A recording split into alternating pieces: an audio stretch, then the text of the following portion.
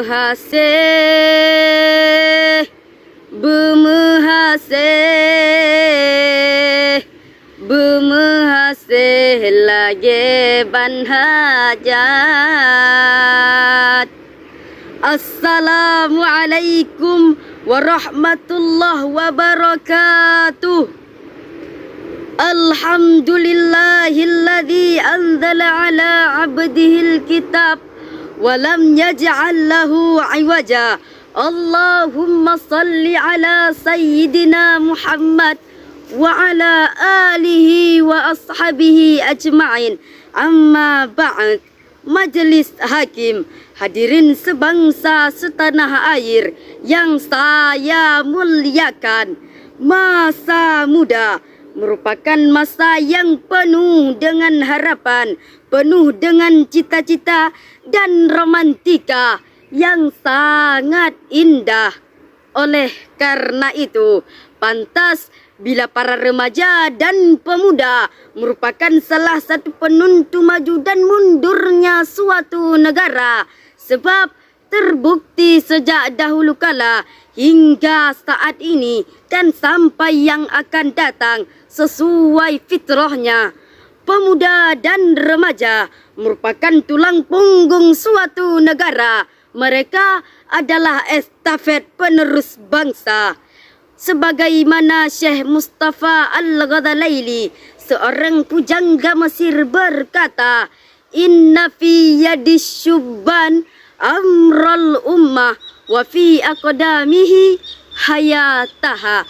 Sesungguhnya pada tangan pemudalah urusan umat dan pada kaki merekalah terdapat kehidupan umat.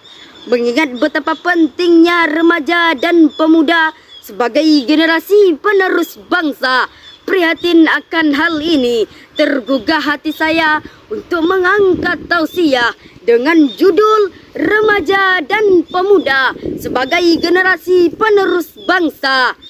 Hadirin, Allah berfirman dalam Al-Quran, Surah Al-Kahfi ayat 13 yang berbunyi, Bismillahirrahmanirrahim.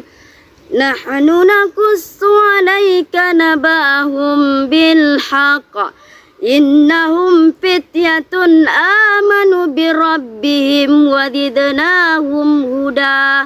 Yang artinya, kami kisahkan kepadamu Muhammad cerita ini dengan sebenar-benarnya. Sesungguhnya mereka adalah pemuda yang beriman kepada Tuhan mereka, dan kami tambah pula untuk mereka petunjuk.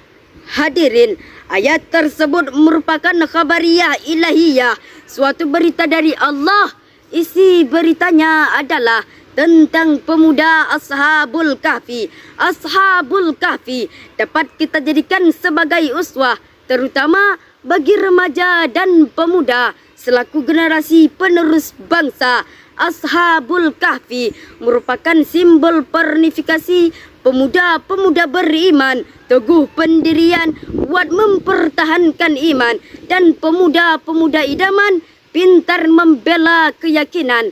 Oleh sebab itu, sebagai remaja dan pemuda selaku generasi penerus bangsa, mari kita sisingkan tangan, langkahkan kaki ke depan, bekerja, bekerja, dan bekerja. Jika sikap ini yang diaplikasikan oleh para remaja dan pemuda kita, maka Allah menjamin keberkahan bagi bangsa kita yang tercinta ini. Hadirin, dari tausiah tersebut dapat kita simpulkan bahwa remaja dan pemuda merupakan tulang punggung suatu negara. Mereka adalah estafet penerus bangsa. Sebagai remaja dan pemuda harus memiliki semangat yang tinggi terhadap kelangsungan nusa, bangsa, dan agama. Hadirin, hanya inilah yang dapat saya sampaikan. Lebih dan kurang saya mohon maaf. Wa akhiran, undur ma qala wala tandur man qala. Hasbunallah. Assalamualaikum warahmatullahi wabarakatuh.